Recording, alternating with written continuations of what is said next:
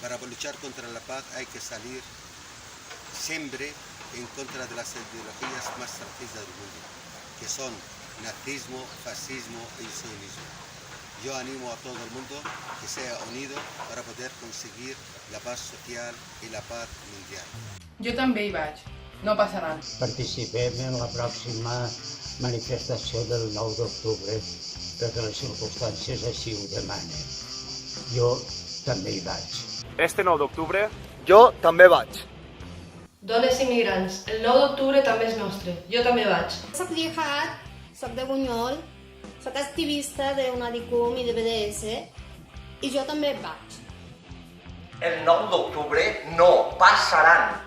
El 9 d'octubre ens veiem a València. A que sí? País Valencià, la tomba del feixisme.